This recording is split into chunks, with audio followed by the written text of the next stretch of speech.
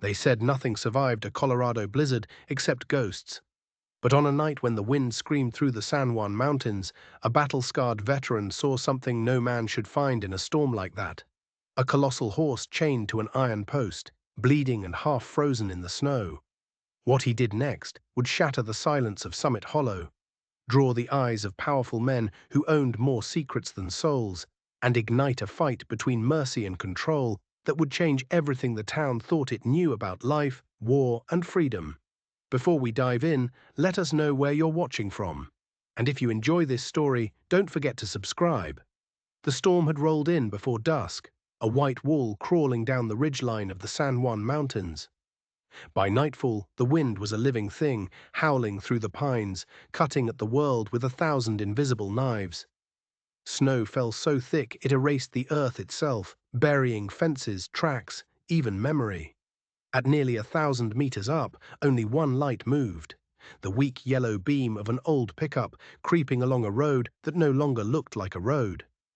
Caleb Rohr kept both hands locked on the wheel. The wipers beat a useless rhythm against the curtain of white. He could barely see the hood ornament, but stopping was not an option. He'd lived through worse things than cold and dark. He was a Marine once, Afghanistan, Fallujah, a list of places that still woke him in the middle of the night, his heart hammering against his ribs. Now he lived alone in a timber cabin above Summit Hollow, a scatter of roofs and forgotten barns deep in the mountains. People here said the winters could swallow a man whole. Caleb half believed them. Every time the sky turned grey, he drove down to check the generator station in the valley. It wasn't really his job anymore, just something the county paid him enough to keep him from going stir-crazy. Mostly, it gave him an excuse to leave the cabin, to move, to hear the sound of his own engine instead of the crushing silence that waited in his head. Snow slapped the windshield. Gusts rocked the truck like an angry hand. The heater coughed weak air that smelled faintly of oil and regret. He reached for the radio, twisting the dial, searching for a human voice. The static swallowed every station. Only the storm spoke back. He tightened his grip on the steering wheel. Keep driving. Keep breathing. Movement meant survival. Stopping meant thinking. And thinking was the real danger. When he rounded the next switchback, the engine stuttered. It coughed once, twice, then caught again. Caleb eased off the gas. The road narrowed here, pressed against a sheer wall of rock, and the wind funneled through the gap like a scream. Visibility dropped to just a few meters. That was when he heard it.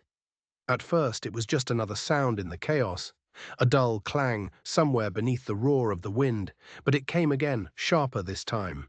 Metal striking metal, irregular but steady, like something heavy being dragged through the snow. He frowned.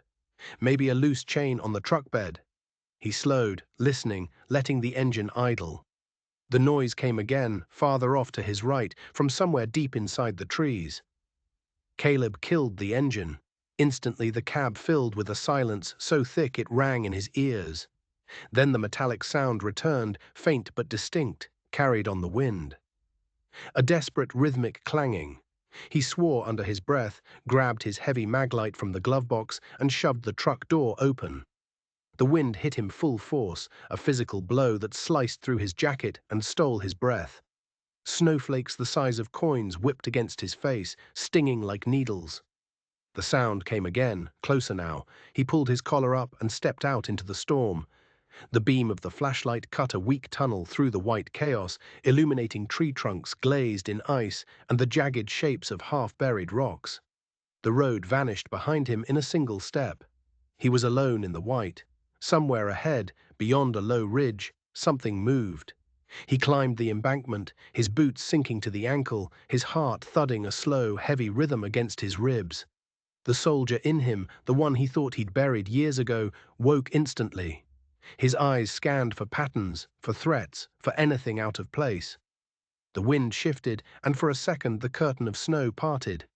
He saw it then, a massive shape, black against the whiteout, half shrouded in blowing snow. It didn't move. It simply endured, and with each powerful gust, he heard that grinding metallic cry. The closer he got, the clearer it became. Chains. At the top of the rise, Caleb stopped dead. His breath caught in his throat.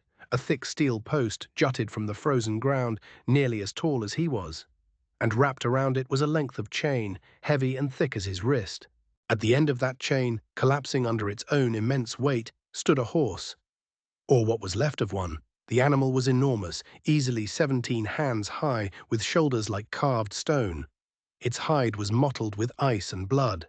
Patches of its coat had frozen into dark, jagged plates. Flakes of snow clung to its long lashes. Steam rose from its nostrils in heavy bursts that turned instantly to frost. Each breath sounded like pain. "Jesus," Caleb whispered, the word stolen by the wind. He edged closer, the light trembling slightly in his hand. The horse rolled an eye toward him. The eye was gold in the beam, bright and fevered, and impossibly intelligent. It didn't rear or shy away. It just looked. The chain dug deep into the creature's neck, cutting through a raw, bloody wound crusted with ice. The snow beneath it was blackened, a dark stain in the pristine white. Every time it tried to pull free, the metal screamed against the post. Caleb crouched beside it, lowering the flashlight. His fingers, numb with cold, brushed against the chain. It was frozen solid, slick with ice. And beneath the icy crust, he saw something that made no sense. A line of sutures across the horse's chest. Neat, precise, clinical. Not the rough work of a ranch vet, but something deliberate, almost surgical. The thread itself gleamed silver in the light. Who the hell stitched up a horse like that, and then left it to die? The wind rose again, lashing at his back, but he didn't move. The animal swayed, half-conscious, its side shuddering with every labored breath. He thought of a sand-blown night years ago, a convoy overturned, men pinned under metal too heavy to move. He remembered the sounds, the same metallic cries of a hopeless struggle, and the feeling of utter helplessness that followed. If he left this creature here, the cold would finish the job by morning. Slow, alone, chained. He swallowed hard. "Easy, boy," he murmured, tugging off one glove. His bare fingers burned against the icy chain. "Easy now. I'm not going to hurt you." The horse flinched, but it didn't pull away. Its eyes stayed on him, unblinking. There was something in them. Resignation, maybe, or the faintest impossible spark of hope. That was enough. Caleb jogged back to the truck, his boots slipping on the ice. He hauled the emergency axe and a pair of bolt cutters from behind the seat. The tools were cold enough to stick to his palms. He returned to the post and swung the axe.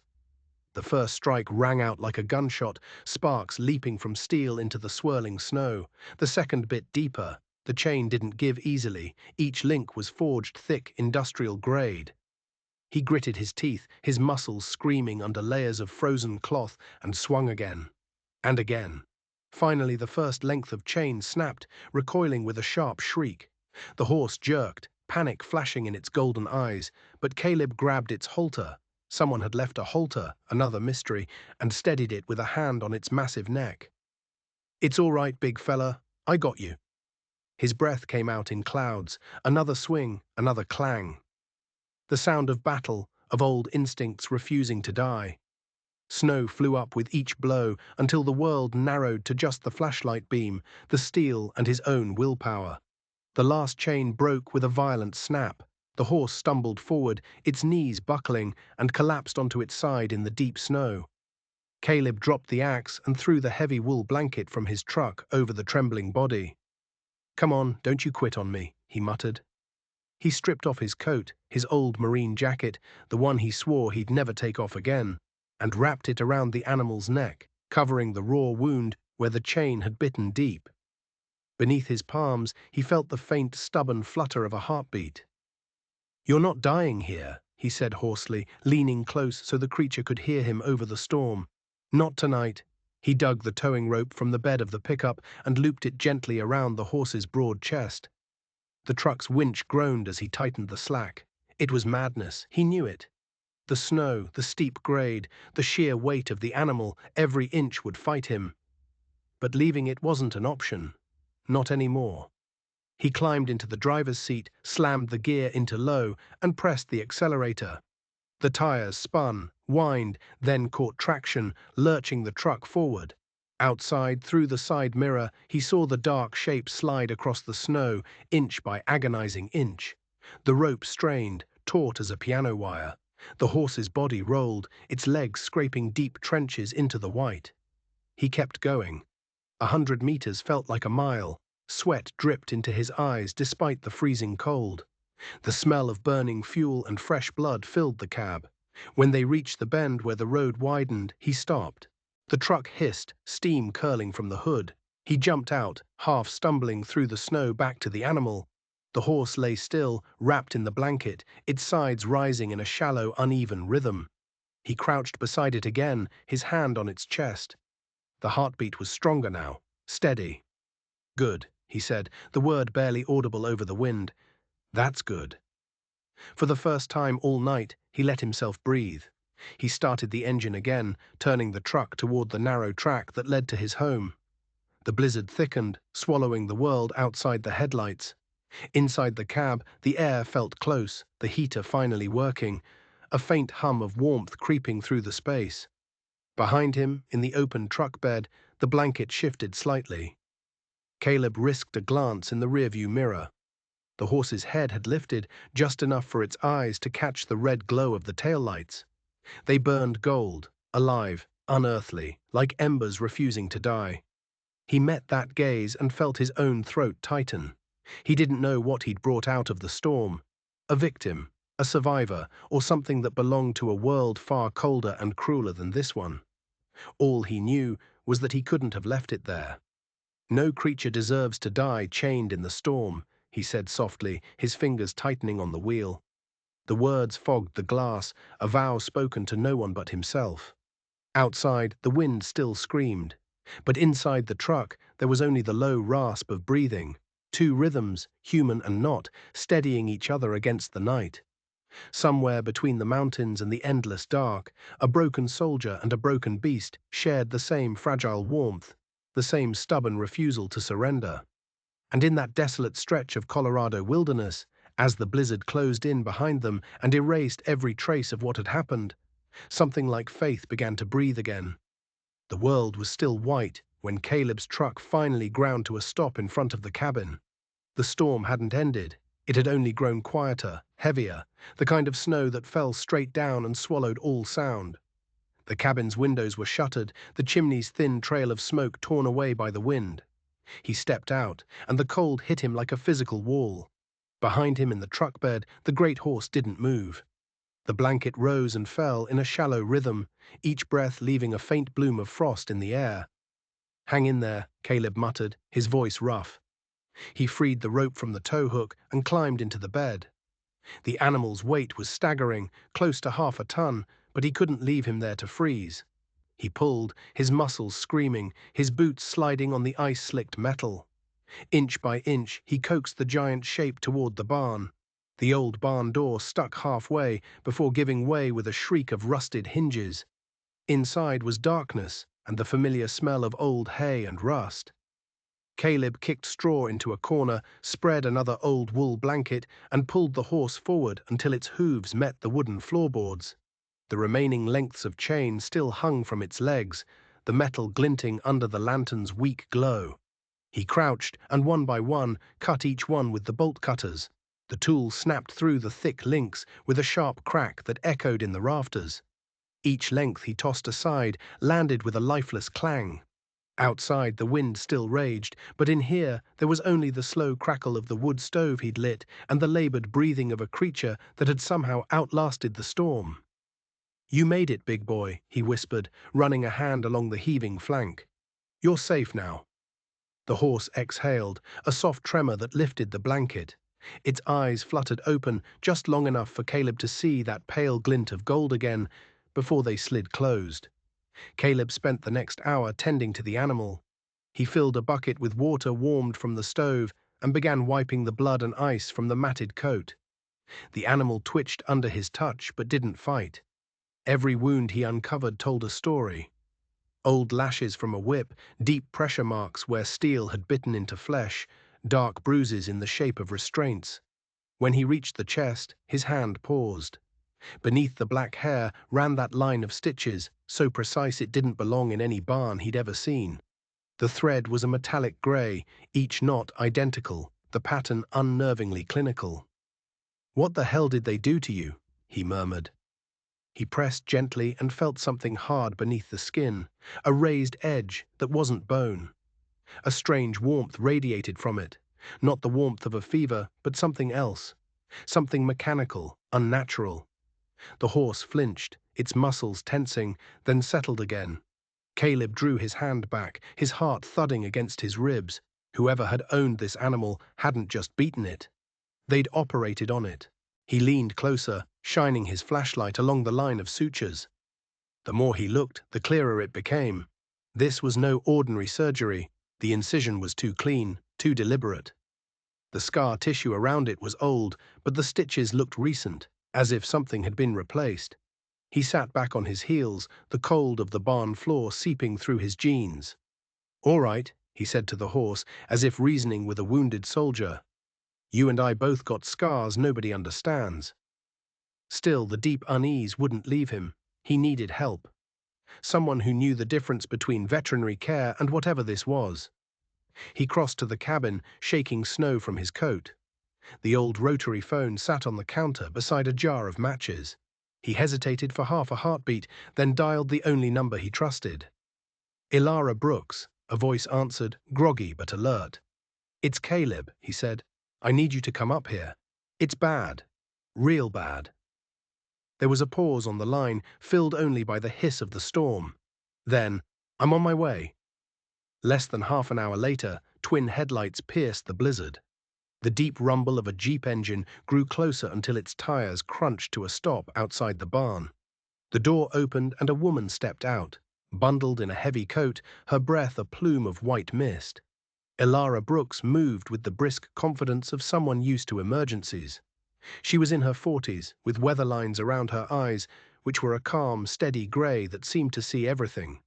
She'd grown up in these mountains, gone away to study veterinary medicine in Denver, and then, like most who left, found herself drawn back. "Where is he?" she called over the wind. "In here," Caleb answered, holding the lantern high. She entered the barn and froze. Good God! The horse lay blanketed on the straw, its chest rising in slow, uneven waves. The air smelled of blood, antiseptic, and wood smoke. Ilara set down her bag and snapped on a pair of latex gloves. "Let's see what we're dealing with." They worked in near silence, their breath visible in the cold air, their movements quick but steady. Caleb knelt at the horse's head, murmuring now and then to keep it calm.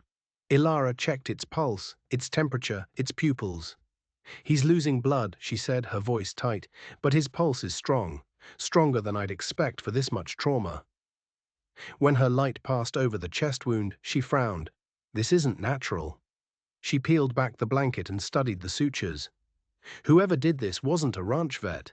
This is surgical-grade stitching, military almost." Caleb told her in short, clipped sentences how he'd found the animal. Chained, bleeding, nearly frozen to death. Ilara's expression hardened into a cold fury. "Then someone left him here to die." She straightened, her jaw set. "If there's something inside him, we need it out before infection sets in. I'll have to operate, right here, right now." Caleb nodded. "What do you need?" "Light, heat, clean water, and steady hands." He went to work without question, stoking the stove until the small room filled with a dry warmth. The smell of pine resin mixed with iodine as Ilara laid out her instruments on a folded tarp. Scalpel, clamps, sterile gauze. The horse stirred once, uneasily. She injected a sedative, murmuring soft reassurances as the massive body settled into stillness. "All right," she said quietly. "Here we go." The scalpel traced the old incision, reopening the line with surgical precision. A thin trickle of blood followed, dark against the pale lantern light. The sound, the wet, delicate sound of cutting, filled Caleb's ears. He'd heard it before, in different circumstances with different tools. His stomach tightened. Ilara leaned closer, her brow furrowed in concentration. "There's something here." She widened the incision a few centimeters, wiped away the blood, and reached in with a pair of forceps.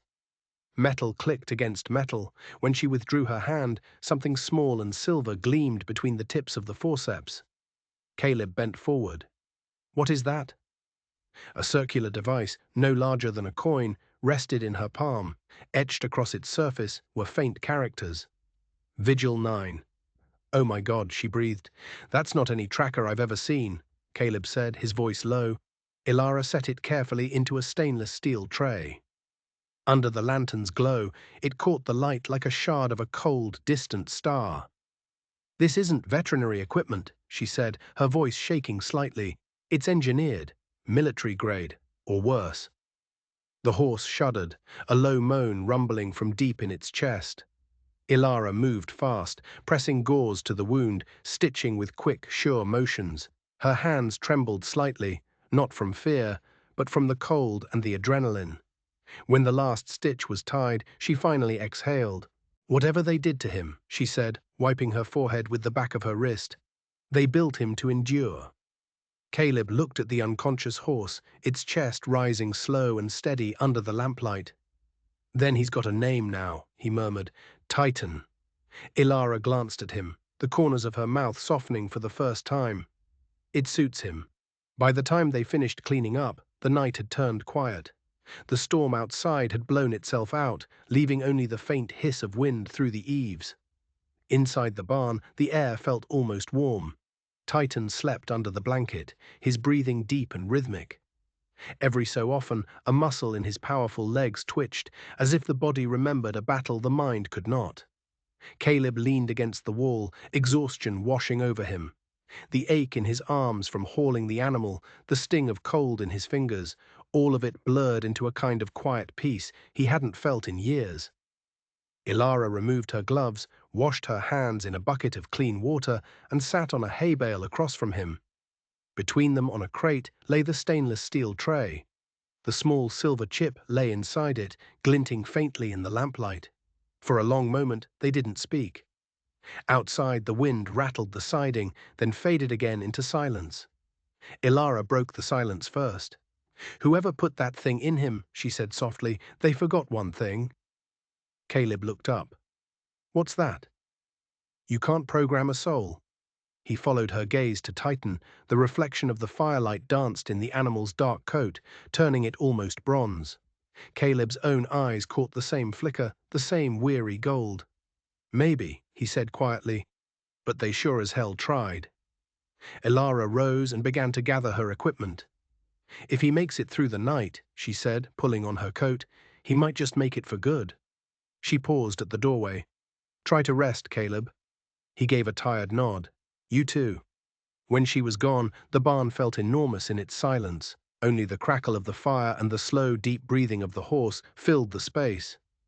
Caleb sat a while longer, watching the rise and fall of Titan's chest. Then, almost without thinking, he reached out and touched the animal's mane. It was coarse and damp beneath his fingers. "Rest easy, boy," he whispered. "You're safe now."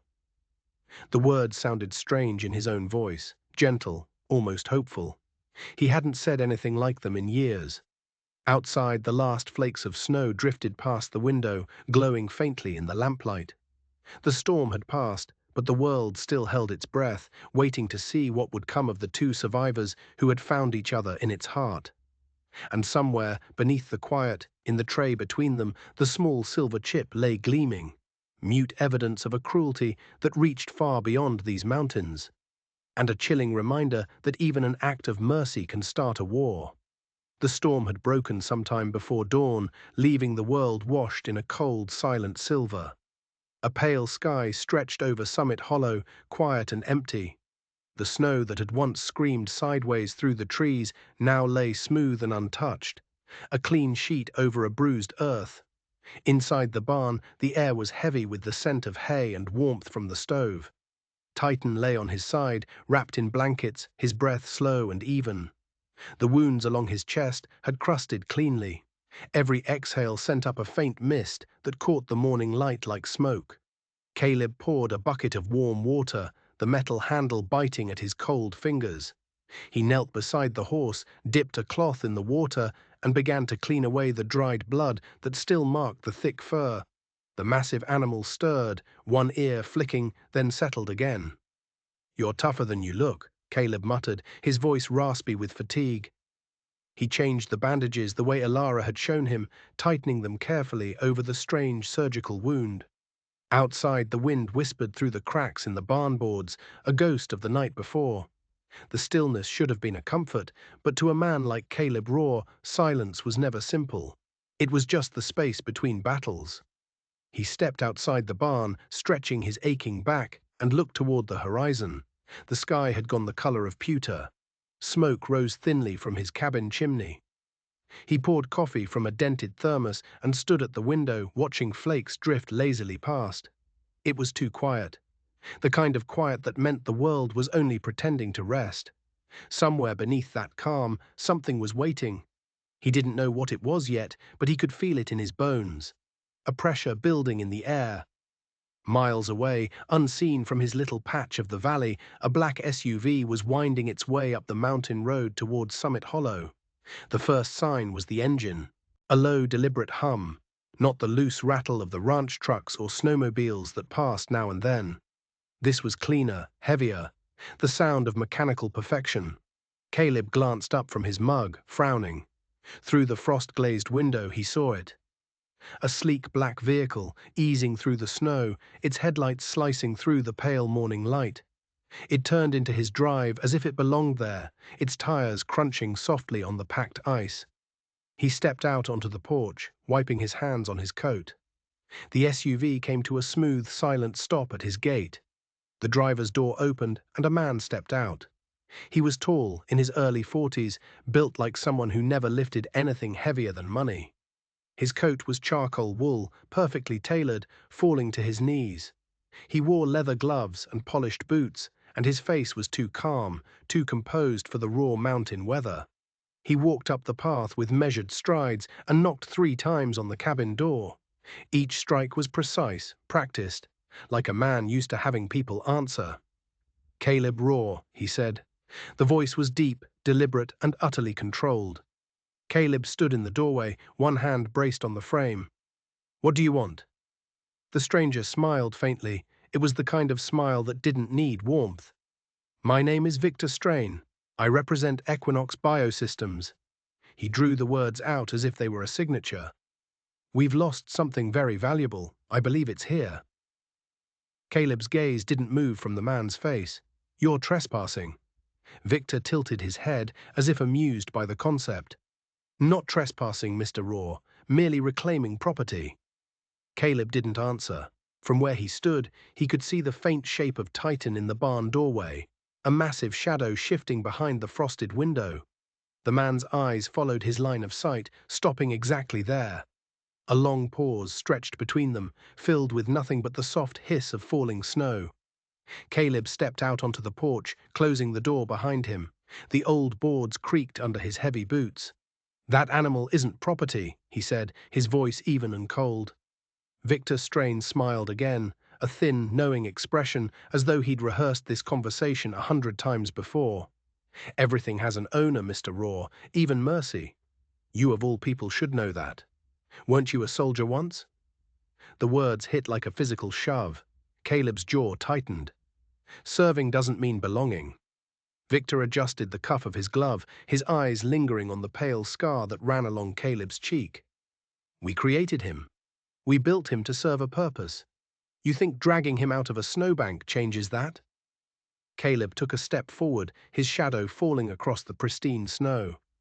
"You built a prisoner," he said, his voice low and dangerous. "And prisoners don't owe their chains a damn thing."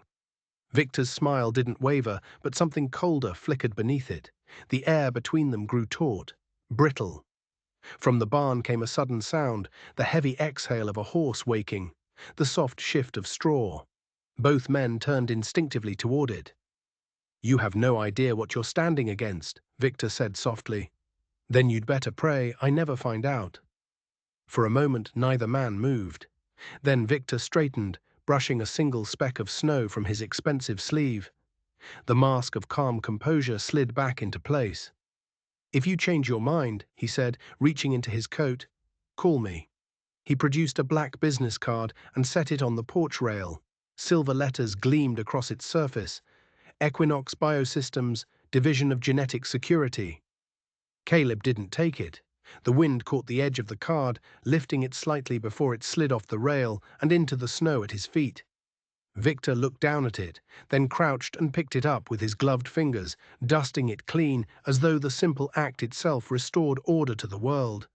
He set it carefully on the wooden step. "I'll be in touch." Without waiting for a reply, he turned and walked back to his vehicle. The snow crunched beneath his perfect shoes. The door closed with a whisper, the engine purred to life, and the SUV glided down the path, a black scar against the white, until it vanished into the trees. Caleb stood there long after the sound had gone, the wind tugging at the collar of his coat. Only when the cold bit deep through the fabric did he step back inside. Ilara returned just after noon, her Jeep leaving deep grooves in the drive. She was out of the cab before the engine stopped, her breath forming quick, sharp bursts in the cold. "Caleb," she called. He met her at the porch. The black card sat on the table beside the door, the silver logo catching the weak light. Ilara's gaze locked on it immediately. "He came here," Caleb said, his voice flat. "Said Titan was theirs, talked like he owned the air we breathe." She exhaled sharply through her nose and stepped inside, pulling off her gloves. The warmth of the stove painted her face with a faint sheen. "You've stepped into something big, Caleb. Equinox isn't just a biotech company. They have contracts with the Department of Defense, black budget research ties, politicians who pretend they don't even know their name. If they want him back, they'll come for him." Caleb poured her coffee from the pot that had been sitting on the stove since dawn. "Then they'll have to come through me." Ilara shot him a sharp look over the rim of her cup. "Don't be stupid.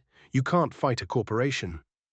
"I'm not fighting a corporation," he said quietly, his eyes drifting toward the barn. Through the small window, Titan's massive shadow moved, slow, deliberate, alive. "I'm fighting the idea that mercy needs permission."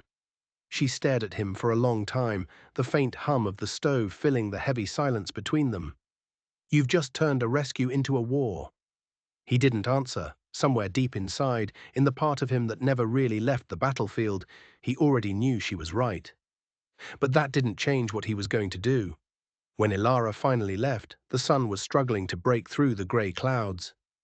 The snow along the fences glittered faintly under the weak light. For the first time in days, the wind was still. Caleb watched her Jeep disappear down the ridge road, the sound of its engine fading until it was just a memory. He turned his gaze to the valley below. The tracks left by Victor's SUV had already begun to blur under a new, light snowfall, as if the mountain itself was trying to erase the intrusion. Inside the barn, Titan stirred. The massive animal lifted his head and exhaled through his nostrils, a sound that rolled through the timbers like the low rumble of distant thunder. Caleb stepped inside, his boots sinking into the clean straw. The horse shifted, his ears flicking toward him. Caleb reached out and rested his palm against the warm, broad forehead. The hide felt solid, alive, thrumming faintly with a power he was only beginning to understand. "They won't chain you again," he said softly. Titan blinked, and for a long moment the golden eyes met his. Steady, aware, and in their depths, Caleb saw not an animal, but a fellow survivor. And he knew, with a certainty that chilled him to the bone, that the war had already begun.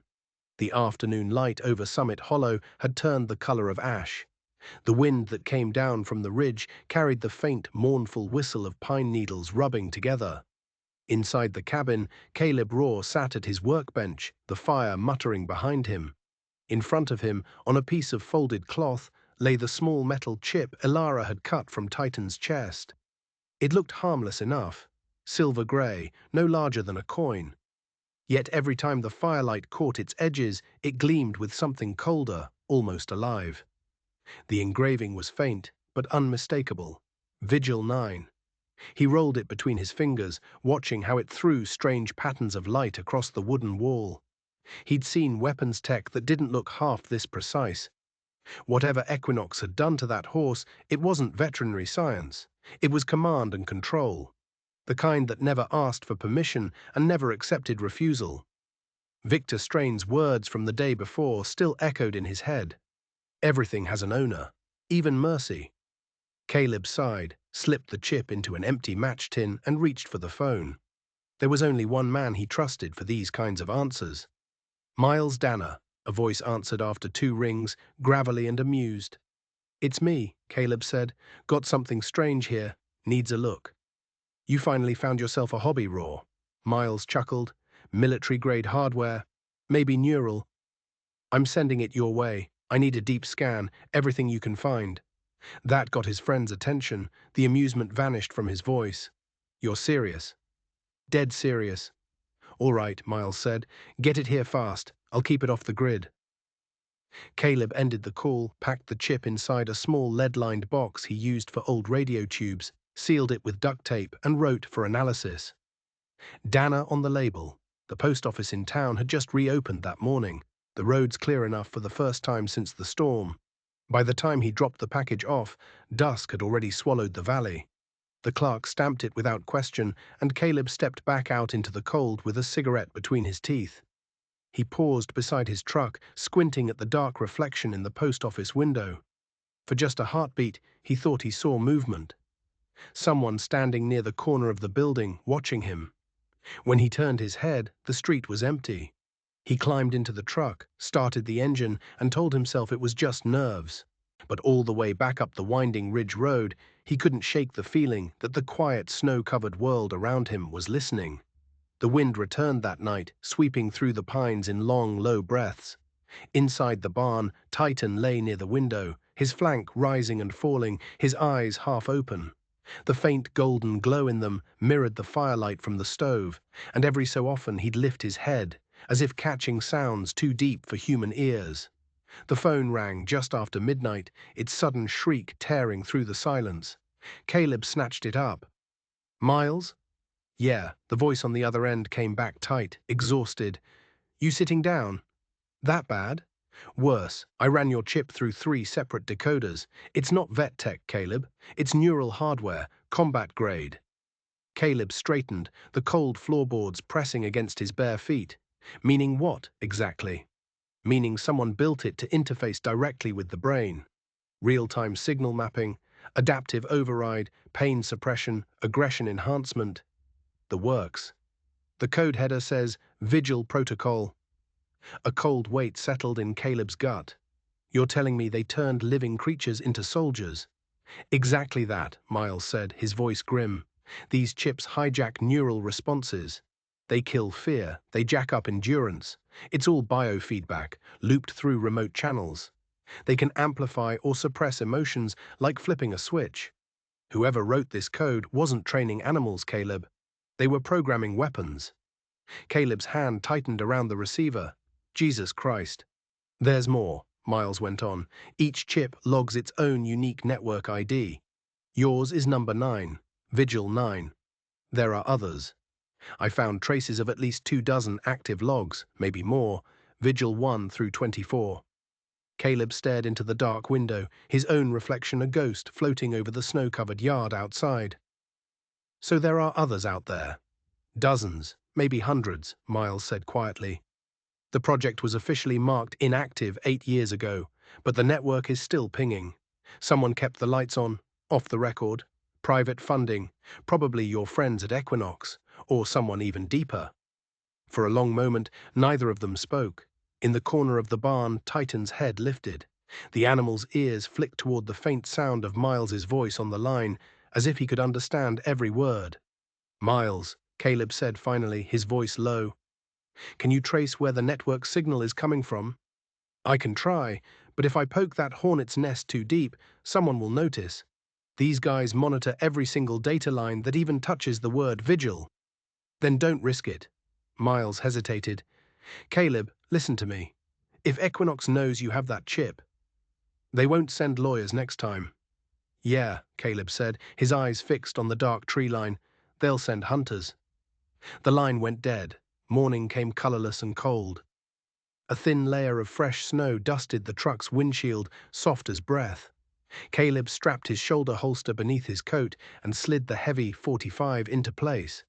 It was a weight he hadn't felt in years, but it settled on him like an old, unwelcome friend. He looked toward the barn before leaving. Titan stood at the door, head high, steam rising from his nostrils in the frigid air. The animal had healed fast, too fast. Caleb rested a hand on the thick, warm neck. "Stay put, big guy. I'll be back before dark." Titan's breath rumbled, warm and heavy against his hand. For a moment, Caleb thought he saw a flicker of understanding in those amber eyes. Then he turned and climbed into the truck. The road down the mountain was a narrow ribbon of white, curling through the dense pines. The tires hissed over the packed snow, the engines hummed, the only sound in the frozen world. Every few minutes, he checked the rearview mirror. That feeling from the post office returned, stronger this time. A mile outside of town, a pair of headlights appeared behind him. Low, steady, unhurried, a grey pickup. Nothing unusual except that it kept its distance perfectly, no matter how he sped up or slowed down. Caleb frowned and tapped the brake. The other truck did the same. He turned down a narrow side trail, half frozen and slick with ice. The grey pickup followed without hesitation. All right, he thought, his hand drifting to the holster under his coat. So that's how it's going to be. Snow began to fall again, soft at first, then heavier, slanting sideways across the windshield. He could just make out the faint glow of the town ahead when something slammed into his side mirror, shattering it. A split second later, the glass of the driver's side window exploded inward. Gunfire. He jerked the wheel, swerving hard. The truck skidded sideways, its tires screaming on the ice before slamming to a stop behind a massive boulder at the edge of the ridge road. Bullets tore through the air, thudding into the truck's metal body. Caleb ducked low, his heart pounding a frantic rhythm. He yanked his pistol free and checked the magazine. 7 rounds left. Through the shattered side window, he saw movement. 3 figures, black shapes against the driving snow. 2 crouched near the grey pickup, their rifles leveled. A third advanced slowly, with the confident stance of a man who'd killed before. Even through the snow haze, Caleb recognized him. Cole Briggs, a former private contractor out of Basra. The kind of man who took his orders only from money. Briggs's voice came faint through the wind. "Drop the chip, soldier. Walk away and we walk away." Caleb shouted back, "You think I'm still following orders?" The answer was another gunshot. He fired back twice. 1 round sparked off the enemy truck's hood. The other clipped a piece of metal. Snow exploded into mist. As the storm gathered strength again, the wind rising to a howl. Visibility dropped to nothing. Inside the barn, far up the mountain, Titan's ears twitched. The distant echo of gunfire vibrated through the old wooden walls. The horse snorted, pawing the ground, suddenly restless and agitated. Then, with a deep, guttural sound, like anger given physical shape, he lunged against the stalled door. Wood splintered, chains snapped. Back on the ridge, Caleb reloaded and peeked around the rock. One of the gunmen was flanking him. Another silhouette moved to higher ground. He ducked as bullets kicked up snow inches from his head. The roar of the wind drowned out everything. He could barely tell where the shots were coming from anymore. Then a new sound tore through the storm, raw, thunderous, and unmistakable, a horse's scream. Briggs spun at the noise, his eyes narrowing. From the white curtain of the blizzard burst a shape so large and so sudden it didn't seem real. Titan charged downhill like a phantom forged from smoke and ice, his mane whipping, his eyes blazing gold. The broken chains still hung from his neck, glinting like shattered lightning. "Jesus!" one of the men shouted, but the rest of the word was lost as Titan hit their line. The impact sent Briggs sprawling into the snow. The rifle flew from his hand. The other men fired blindly, their panic shredding their aim. Titan reared, his massive hooves slamming down, snow flying in great sheets. A rifle clattered away, buried in the white. Caleb used the chaos. He rolled out from behind his cover, firing once, twice, forcing the second gunman back. The third tried to circle wide, but Titan swung his massive body, the sheer force of the movement knocking the man aside like a rag doll. A sharp, hot pain flared in Caleb's shoulder. A graze, not deep. He gritted his teeth and kept shooting. When the last round in his pistol snapped empty, a sudden silence rushed in like a vacuum. Briggs was on one knee, blood streaking his forehead, but he was smiling through it. "You're fighting a war that never ended, Raw." Caleb leveled his empty pistol at him. Then maybe it's time someone did. Briggs wiped the blood from his eyes and laughed, a low, hollow sound. Then he whistled sharply. The grey pickup roared to life, and his men stumbled toward it, retreating back into the storm until only the faint sound of the engine remained. When it was over, the wind eased. The snow fell straight again, soft and quiet. Caleb slid down against the rock, his breath ragged, his blood a dark stain on his sleeve. Across from him, Titan stood, massive and still, steam curling from his flaring nostrils. The horse's flanks heaved, his muscles trembling, but his eyes were alive with a fierce, untamable fire. Caleb looked up at him, a half-smile breaking through the pain and exhaustion. "You saved my life." Titan snorted, pawing the ground, the faintest echo of pride in the gesture. Caleb reached out, resting his hand against the warm, solid neck. "They made you for war," he said quietly, "but you chose something better." The horse leaned slightly into his touch, a silent acknowledgement. Far down the road, the faint pulsing glow of red and blue lights shimmered through the fog. The sheriff's cruiser climbing the ridge. Someone must have heard the shots. Caleb pushed himself to his feet, wincing. He knew the questions that would follow. The reports, the attention. The quiet life he had tried to build was over. He looked once more at Titan, at the blood-spattered snow around them, at the scattered brass casings glinting like fallen teeth. "Come on, big guy," he murmured. "Let's get out of sight before the law catches up with the truth." Together, they started back up the mountain toward the cabin. Behind them, the wind began to rise again, lifting fresh snow over the scene, covering the blood, the footprints, the bullet scars, until the mountain looked as pure and untouched as it had before. The storm had passed, but the war that followed was just beginning. By dawn, the snow had crusted over into a thin, brittle shell of ice.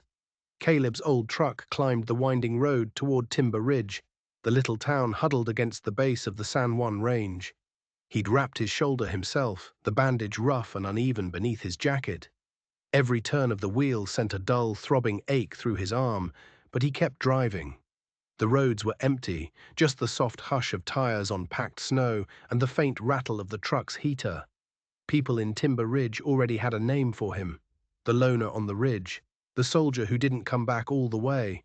They'd nod if he passed them on Main Street, but their eyes would never linger for long. Small towns have long memories and quick judgments. The sheriff's office stood between the diner and the hardware store, its American flag frozen stiff against the pole. Inside, the air smelled of stale coffee and wood polish. Sheriff Hank Coulter sat behind a scarred oak desk, sorting through a pile of paperwork. He was a big man in his late 50s with broad shoulders and silver hair that was thinning on top. His badge was old, its edges dulled, but he still wore it with a kind of stubborn, weary pride. "Morning, Caleb," he said, looking up with mild surprise. "You look like hell." "I've had worse." Caleb dropped a small evidence box onto the desk. "Thought you should see this?" Coulter raised a heavy brow and opened it. Inside lay the sealed lead box containing the chip, a few spent bullet casings from the firefight, and a Polaroid showing the deep marks of a steel chain embedded in the snow. The sheriff picked up the lead box, carefully breaking the seal.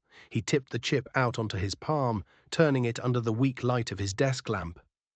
"You're saying this came out of a horse?" "Not just a horse," Caleb replied. "Something engineered, something owned by Equinox Biosystems." Coulter leaned back in his creaking chair, his eyes narrowing. "I've seen their trucks pass through now and then. Private security convoys, unmarked. Never thought much of it." "Think harder," Caleb said. The sheriff studied the small metal sliver again. Its polished surface caught the light, throwing a pale gleam across his lined face. "If you're right, son," he said finally, his voice low, "then we're not just living in the mountains. We're living in a testing ground." He slipped the chip into a labeled evidence envelope, sealed it, and locked it in a heavy steel drawer. "I'll send this to the state forensics office in Denver," he said, "but until we know more, you keep quiet. A word like this gets out, and half this town will lose its mind." Caleb nodded. "Fine by me." But he knew better than most that a truth, once uncovered, never stayed buried for long. A week passed. Timber Ridge carried on like it always did. Snowplows cleared the streets. Church bells marked Sunday morning. But beneath the calm surface, a rumor was spreading. It began at the bar down on Aspen Avenue, where a logger swore he'd seen strange lights flickering in the trees high up on the ridge. Someone else claimed they'd heard a hoarse scream in the wind, a sound louder than thunder. By the second night, the story had taken shape. The vet, Raw, was hiding a devil horse up in the mountains. At the gas station, two teenagers swore they saw hoof prints bigger than dinner plates leading deep into the woods. Kids began daring each other to sneak up the old trail before dark. They never did. When Caleb walked through town for supplies, conversations would die mid-sentence. Eyes followed him, some fearful, some curious, but most simply wanting him and whatever he'd brought with him to be gone. At the grocery store, the clerk, a woman old enough to remember when his father had been sheriff here, kept her voice low as she bagged his groceries. "People are scared, Caleb," she said. "They think you brought something cursed down from that mountain." He looked at her for a long moment. "Maybe they're right to be scared," he said quietly. But not of him.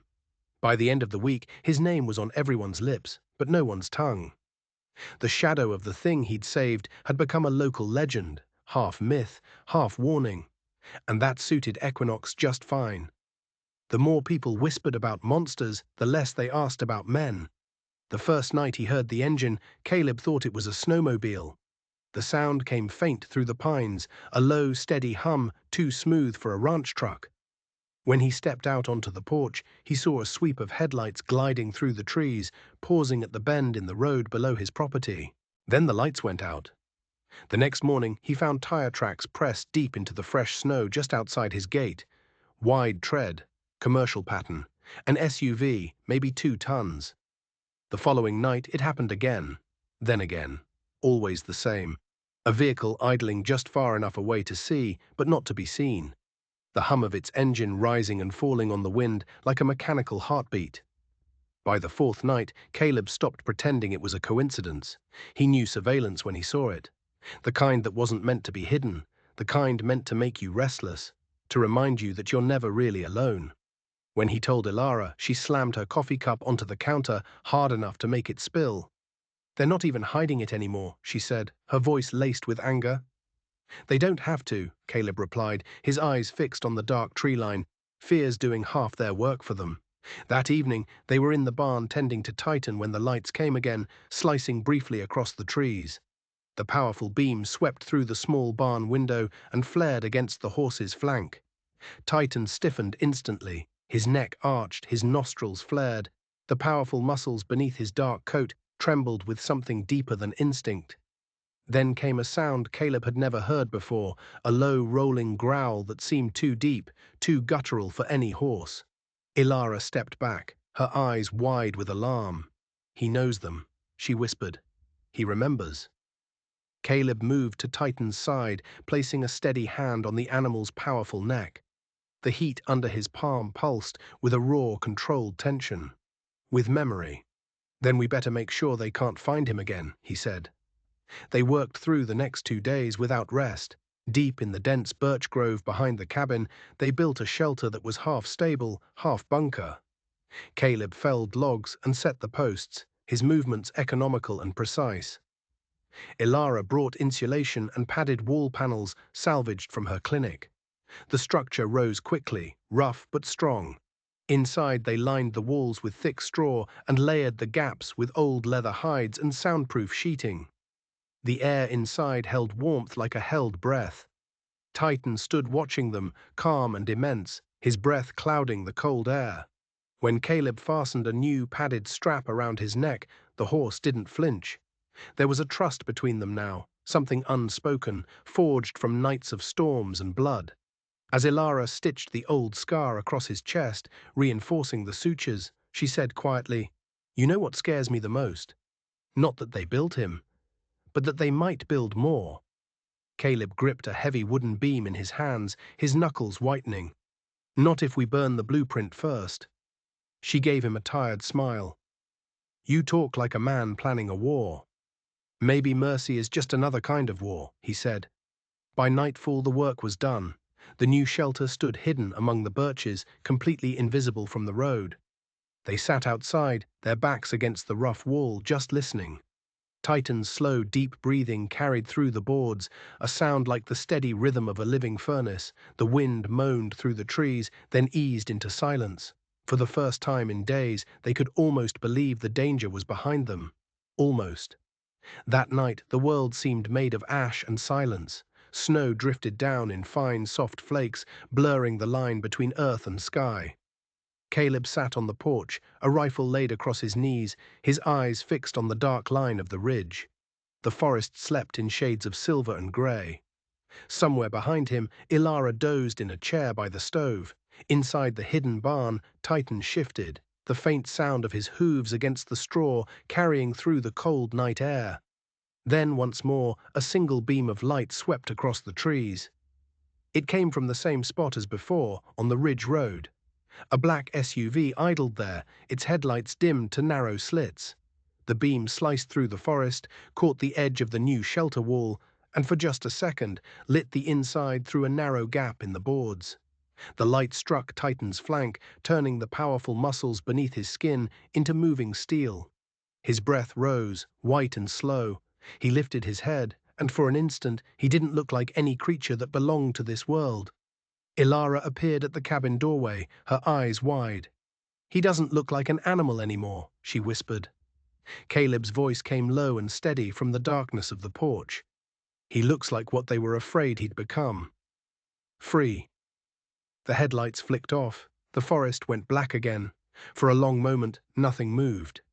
Then Titan pawed the ground, once, twice, the heavy thud echoing like a drumbeat across the frozen earth.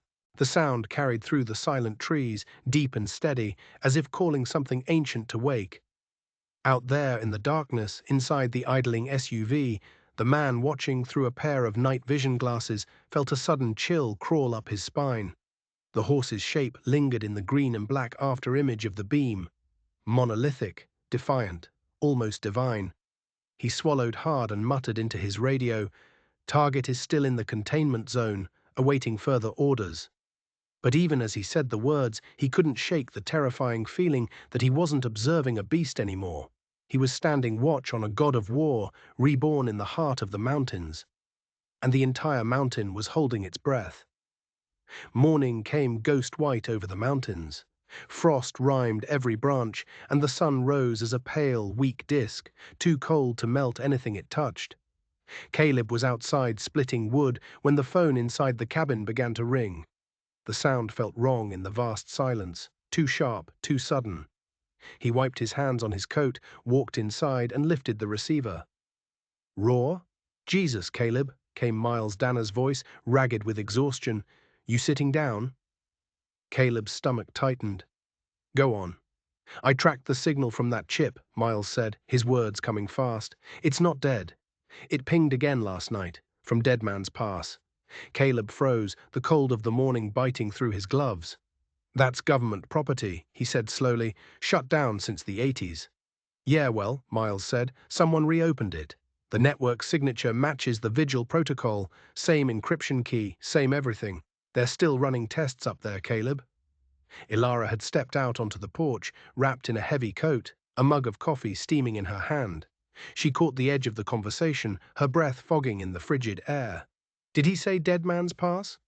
Caleb nodded grimly, her expression drained of all color. "That place is a death trap. Old mine tunnels, methane pockets. Half the ridge collapsed years ago." Caleb turned back to the phone. "You're sure, Miles?" "Positive. But listen, if that network's active, then you're not the only one who knows. They'll be watching for anyone who gets close." Caleb hung up and stared out at the grey horizon. The jagged peaks above Timber Ridge were half hidden in a thick fog, and somewhere beyond them, a scar in the earth called Dead Man's Pass waited. "Then we'll go see what kind of dead men they're hiding," he said quietly. Inside the barn, Titan stamped once, his breath pluming through the cold air, his ears pinned forward. The horse's gaze burned gold in the dim light, as if he too understood that something was waiting for them on that mountain. The pickup climbed the ridge road before sunrise. The world was stripped of all color, just shades of white and iron gray. The old Ford's tires crunched over snow and gravel, its engine laboring on the steep grades. Ilara sat beside Caleb, clutching a folder of documents and photos. If we can get real proof, she said, something physical from that site, we could shut Equinox down for good. Caleb didn't answer. His eyes stayed on the road, his hands steady on the wheel. The cold had a way of shrinking a man's thoughts until only instinct remained. In the trailer hitched behind them, Titan shifted under thick blankets, steady and silent. The horse's warm breath misted the small window, leaving ghostly shapes that faded and reappeared as the truck bounced along the treacherous road. As they climbed higher, the radio signal died and their phones went dark. No reception, no GPS. The isolation settled around them like a physical weight. They rounded a sharp bend, and a rusted sign appeared out of the blowing snow. Danger, federal property, do not enter. Ilara leaned forward, reading it aloud. Guess they meant us. Caleb gave a short, humorless smile. Then let's make it worth breaking into. Ahead, the narrow road opened into a clearing. A single corrugated metal building stood at its center, half buried in snow. The walls were streaked with rust, the roof sagging under the weight, but fresh, wide tire tracks carved bright grooves across the otherwise untouched ground. Caleb parked the truck behind a large snowdrift. Looks abandoned to you. Not even close, Ilara said. The padlock on the heavy steel door was new, black, heavy, industrial. Caleb wedged a crowbar beneath it, grunted once, and pried with all his strength. The hinge screamed as metal sheared in the intense cold. The door swung open with a shudder. The smell hit them first. Iron, oil, and something sweet and foul, like blood that had long since dried. Caleb raised his flashlight. The beam cut through the darkness, revealing rows of massive steel stalls stretching back into the shadows. Heavy chains hung from the ceiling. Hooks dangled from crossbeams. The floor was concrete, cracked and stained with dark shapes that spread outward toward a graded drain in the center. Ilara's hand trembled as she lifted her own light. Dear God. At the far wall, a plastic clipboard clung to a rusted nail. She plucked it down, brushing frost from its surface. The label at the top read, Subject, Vigil 12. Status, Motor Reflex Override Successful. Aggression levels stable. Her voice shook as she read it.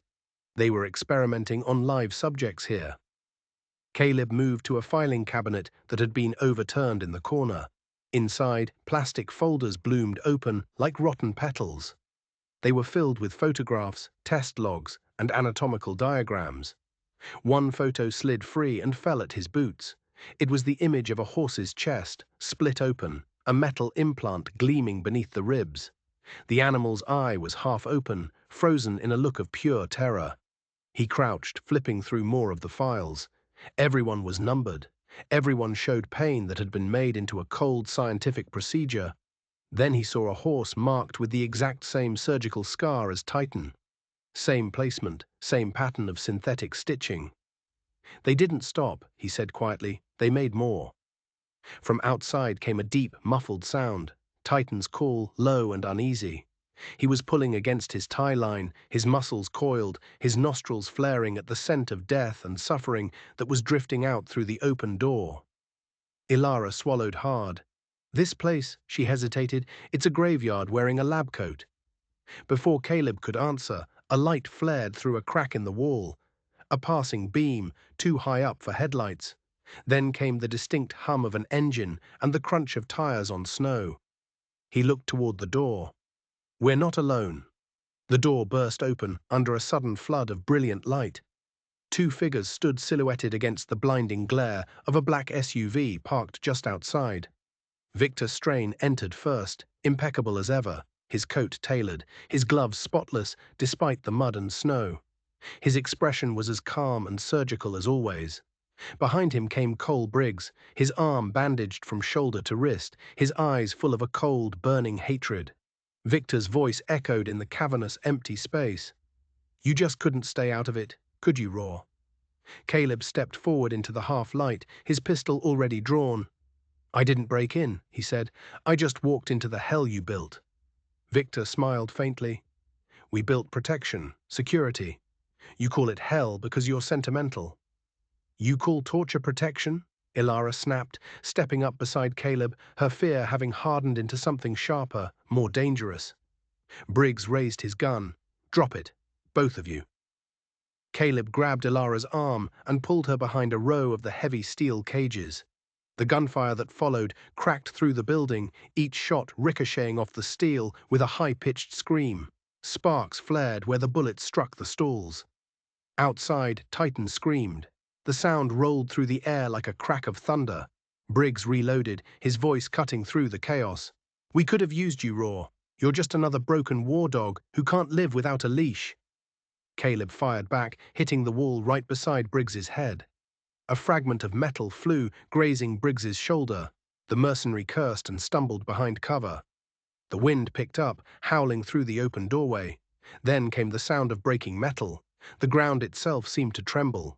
Titan exploded through the side wall of the barn, tearing through the corrugated steel and snow alike. Sheets of metal folded like paper as the horse burst into the open space, his mane flying, his eyes burning with a furious golden light. His massive hooves struck the concrete floor, sending up sparks. Briggs swung his gun around, shouting, "Jesus Christ!" Titan was faster. The massive body slammed into him, tossing him backward into a steel support beam. The impact bent the thick steel like it was tin foil. Briggs fell in a crumpled heap, his gun skittering across the floor. Ilara screamed, ducking as bullets from Victor's small pistol snapped over her head. She could barely see through the swirling haze of dust and snow. Caleb dove across the floor, grabbed her and dragged her behind an overturned metal cabinet. "You all right?" She nodded weakly, blood running down her sleeve where a splinter of wood had cut her arm. Victor's voice carried through the chaos, strangely calm, almost academic. "You have no idea what you've unleashed, Raw." Caleb rose slowly, his gun aimed squarely at Strain's chest. "Looks like your leash just snapped." Victor's expression didn't change. He fired twice into the air, the shots echoing like hammer blows. "You think this ends here?" he shouted. "You've doomed them all. You've started something you can't possibly stop." Then he turned and ran, his long black coat flaring out behind him. The SUV roared to life outside, its headlights cutting a blinding path through the storm as it tore down the mountain road. Caleb lowered his weapon, his chest heaving. The building smelled of oil, blood, and the sharp, clean scent of freedom. Titan stood in the center of it all, his sides heaving, his dark coat streaked with sweat and frost. Steam rose from his powerful body. His eyes caught the flickering emergency lights, wild, alive, unbreakable. Briggs lay slumped against the bent wall, unconscious, a trickle of blood running from his temple. For a long moment, no one spoke. The only sound was the ragged rhythm of breathing. The horse's, the woman's, the man's, all woven together like a single frantic heartbeat. Ilara knelt beside Briggs, pressing 2 fingers to his neck. "He's alive," she said, "barely." "Leave him," Caleb replied, his voice hard. He made his choice. He holstered his pistol and began snapping photos with his phone, documenting every inch of the horrific room. The stalls, the files, the bloodstains, the Equinox logo stenciled on the side of the supply crates. Each image was a piece of proof, and each piece of proof was a death sentence for the men who had tried to hide this place. Ilara gathered what papers she could, stuffing them into a leather satchel. Her hands were shaking. "These files, if we don't take them now, they'll come back and burn everything." A new sound rolled through the valley, the distant, growing growl of engines, more than one. Headlights flickered beyond the ridge, multiplying. "Move," Caleb barked. He grabbed her arm, pulling her toward the exit. Titan followed them, the ground trembling under his hooves. They burst out into the biting cold. Snow whipped across the clearing, thick and stinging. Behind them, the warehouse loomed, its broken walls glowing faintly with the reflection of the headlights that were now coming up the pass. Ilara stumbled into the truck, clutching the precious satchel to her chest. Caleb unlatched the trailer gate. Titan stepped inside without command, the wooden boards creaking under his immense weight. His coat was streaked with blood and frost, but his eyes were as bright as fire. As Caleb started the engine, Ilara looked back through the side mirror. The warehouse stood framed in the falling snow, its broken doors swinging open and shut in the wind. Papers from the overturned files lifted into the air, spinning like strange white birds before vanishing into the night. Behind them, the first of the approaching vehicles crested the ridge. "Do you think anyone will believe us?" she asked softly, her voice barely a whisper. Caleb glanced in the rearview mirror. Titan's reflection filled it. Massive, scarred, resolute. "They'll have to," he said, his voice grim. "Because next time, they won't just be testing animals." The truck roared forward, its tires spitting snow. Behind them, Dead Man's Pass sank back into the mist, swallowing the sounds of the pursuit. The road twisted downward through the darkness, and the mountains seemed to close in around them, cold, silent, and watching. And somewhere deep beneath the ice and stone, the ghosts of the Vigil project stirred again, listening for the heartbeat of the one thing they'd tried and failed to control. Caleb drove through the dense fog, with the heater broken, his arm still bound from the gunfight at Dead Man's Pass. Ilara sat beside him, the stolen papers piled on her lap, the cracked leather seat creaking each time they hit a rut in the frozen road. In the back of the truck, a steel lockbox held the evidence they had risked everything to retrieve. Photos, files, the Vigil 9 chip, and the coordinates Miles Danner had decoded from its signal. When they reached the sheriff's office, frost webbed across the windows. Sheriff Hank Coulter was already there, hunched over his desk beneath the dim yellow glow of a brass lamp. His hands were large, cracked by the cold and age, the kind of hands that had seen both the best and worst of men. Caleb spread the documents across the scarred oak desk. Blueprints of underground labs, grainy photos of Equinox's facilities, a satellite map marked with circles deep in the forests north of Summit Hollow. Coulter studied them in silence, his jaw tightening with each new piece of the horrific puzzle. "This is bigger than county jurisdiction," he muttered, his voice a low growl. Ilara stepped closer. "Then we need someone who can move faster than bureaucracy." The sheriff reached for the old rotary phone on his desk and dialed a number from memory. "Melissa Carter," he said into the receiver, "FBI, Denver field office. She's been chasing Equinox for years." Minutes later, the line crackled and a woman's voice came through, calm but sharp. "Sheriff Coulter, you'd better be calling me with proof." "We've got more than proof," he said. "We've got survivors." There was a pause on the other end of the line, the kind of silence that only comes when someone realizes the rules of the game have just fundamentally changed. "Don't move until we get there," she ordered. "If what you're saying is true, we'll bring the whole mountain down on them." When Coulter hung up, Caleb walked to the window. Outside, Titan stood in the pale light, steam curling from his nostrils. The horse's coat gleamed with frost, the long scar across his chest, a dark slash against the snow. "He knows it's coming," Caleb murmured. The sheriff followed his gaze. "Then we'd better make sure we're ready when it does." By late afternoon, the sound of powerful engines rolled through Timber Ridge.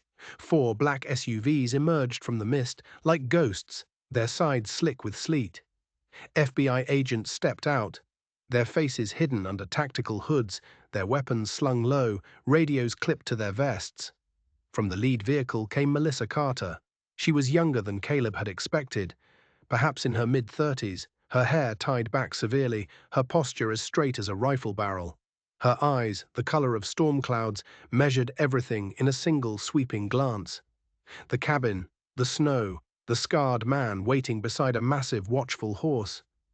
"So you're the soldier who rescued the horse," she said, her tone unreadable. "I didn't rescue him," Caleb replied. "He rescued me first." That earned the faintest flicker of a smile. She approached Titan, her boots crunching in the snow. "He's your witness then," she said, "and your partner."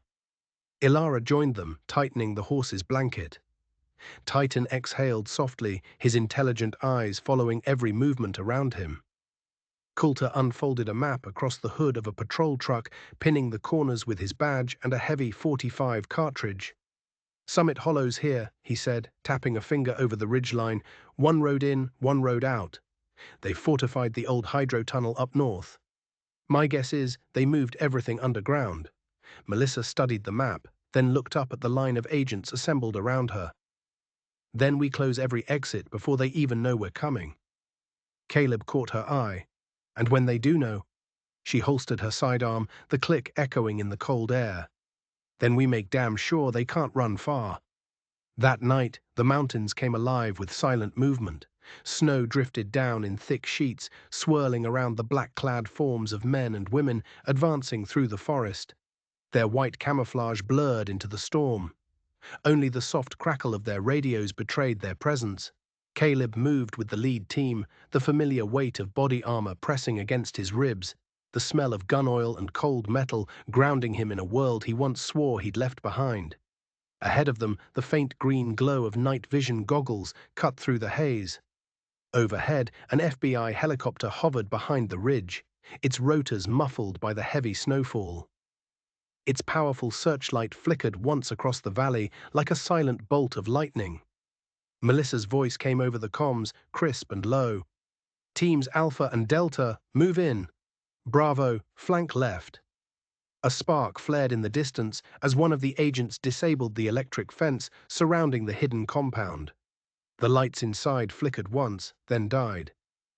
Inside the control room of Equinox's main facility, Victor Strain stood surrounded by flickering data screens and the cold vapor rising from cryogenic containment tanks.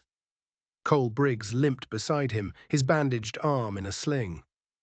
"The shipments are ready," Victor said without looking up from a monitor. "We moved them tonight." Briggs frowned. "Something feels off. The perimeter sensors just went dead." The building shuddered with a deep, concussive thud. The lights went black, then came the sharp crack of the first gunshot. "We're compromised," Briggs shouted, drawing his pistol. Victor remained eerily calm, picking up a small, hardened case from the console, a drive filled with the last of Equinox's monstrous research. "Then let's make sure they don't take the evidence with them." But it was too late. The main door blew inward. Agents flooded the hallway under a blinding blaze of tactical lights. The air erupted with the deafening roar of gunfire. Outside, Titan reared in his trailer, the air trembling with his fury. Caleb's head snapped up at the sound, a vibration he could feel more than hear. He shouted into his comms, "Strain is inside. South wing, go." "We've got your flank," Melissa's voice ordered back. Caleb kicked through a half-collapsed doorway, his weapon raised. Steam and smoke mingled in the long hallway. At the far end, he saw Victor running, clutching the drive, his black coat whipping behind him. "Strain," Caleb's voice echoed. Victor turned at a lab entrance, his face ghostly under the flashing emergency lights. "You don't understand," he shouted. "This was never about cruelty, it was evolution." Caleb fired a warning shot into the floor between them. "Evolution doesn't need chains."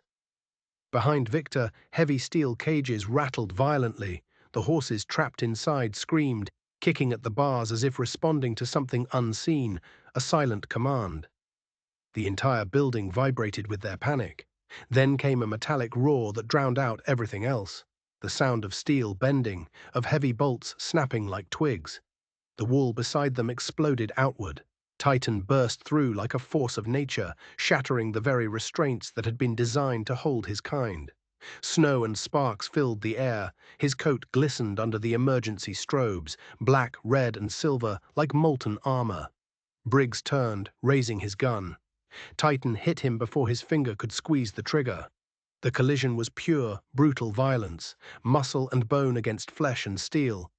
Briggs flew backward into a heavy cargo crate, the impact folding the metal container like it was cardboard. He hit the floor and didn't rise. Victor stumbled back, raw terror finally cracking through his cold composure. "You have no idea what you've unleashed, Raw," he screamed over the storm of sound. "You think this ends here? You've started something you can't stop." Melissa appeared behind him, her gun steady. "That's what everyone says right before the cuffs go on." Victor's mouth opened, but the words never came. She slammed him against the wall and snapped the cuffs closed around his wrists. "You're done."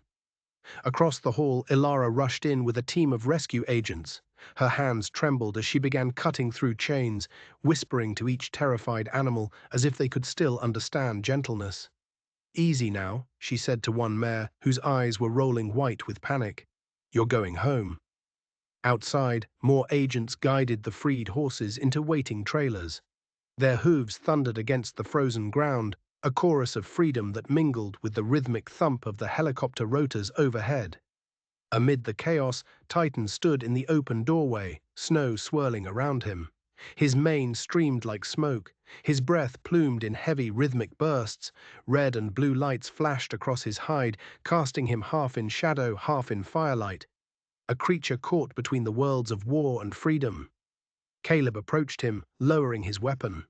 Titan turned his head, his golden eyes gleaming in the flashing lights. "It's over," Caleb whispered. But Titan only snorted, stamping a heavy hoof once on the ground, as if to remind him that some things never truly end. Hours later, the compound was a frozen wound in the mountainside, lit by harsh floodlights and crisscrossed with red tape. Agents moved through the wreckage, cataloging evidence. Hard drives, vials, photographs, numbered tags that had once belonged to living, feeling creatures. Victor Strain sat cuffed in the back of a van, his face pale, his lips pressed into a bloodless line. For the first time, he looked like what he truly was: small. Melissa watched as the van door shut on him. "He'll talk," she said quietly. "They always do when the lights go out." Caleb stood nearby, his coat unbuttoned, his breath fogging in the cold.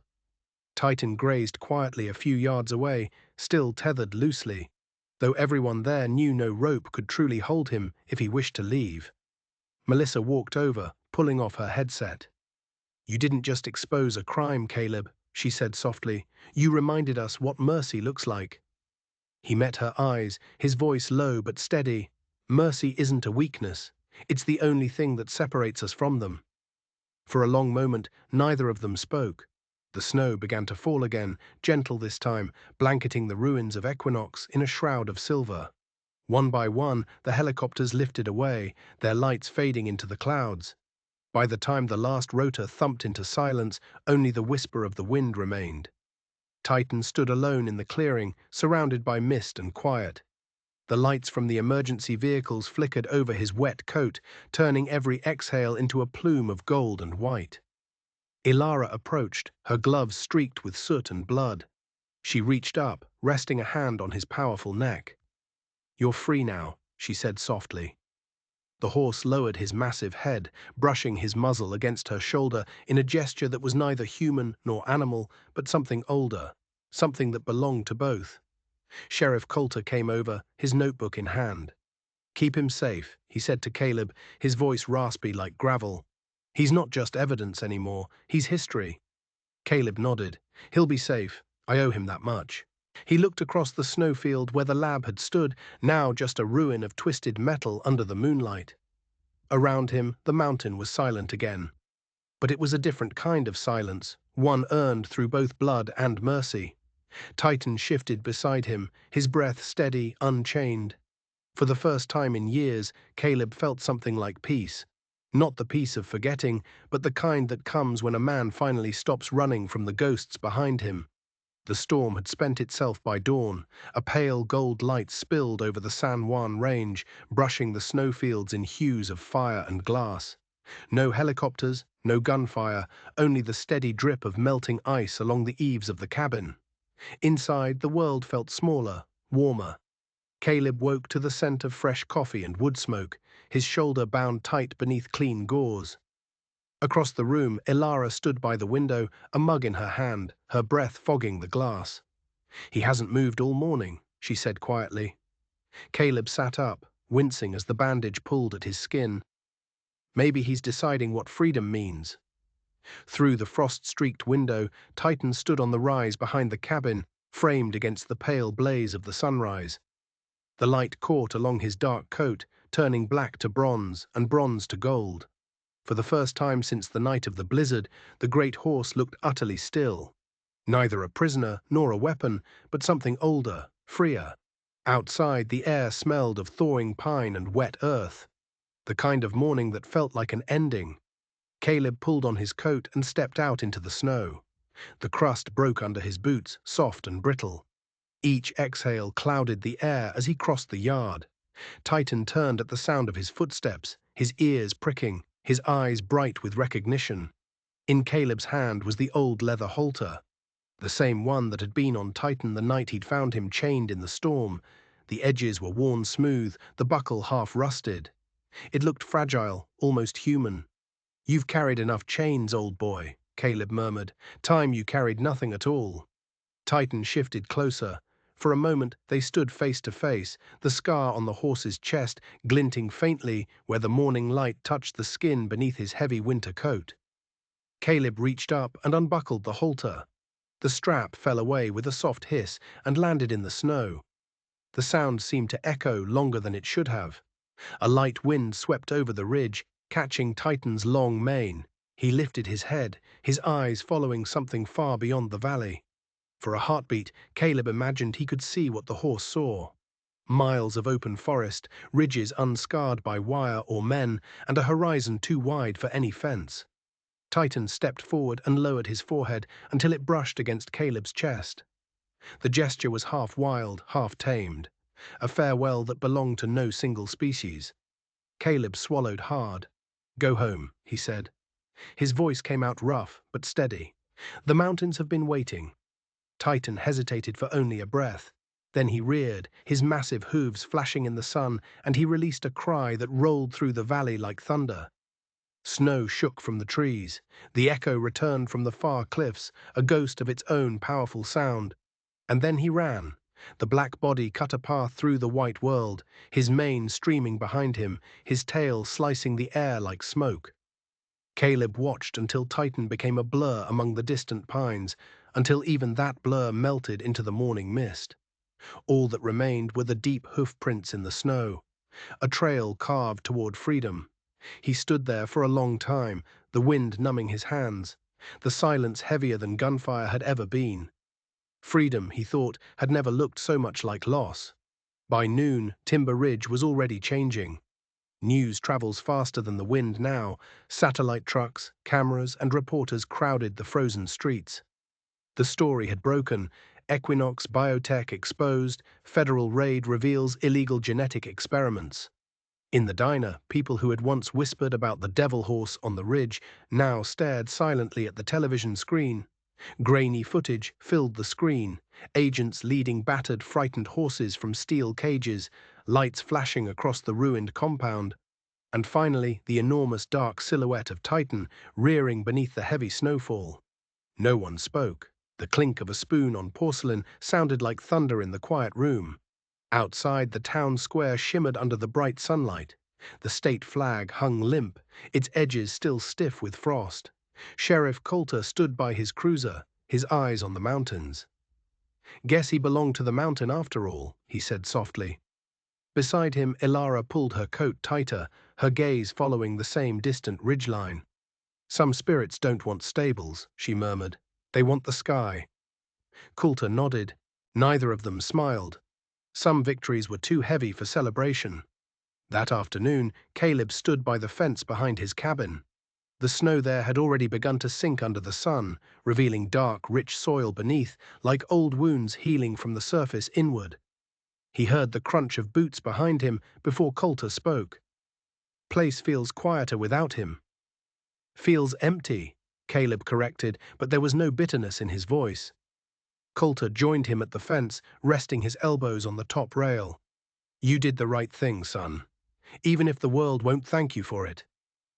Caleb looked toward the mountains, where thin clouds drifted like smoke trails. "Some wars don't end with bullets, Sheriff," he said. "They end with mercy."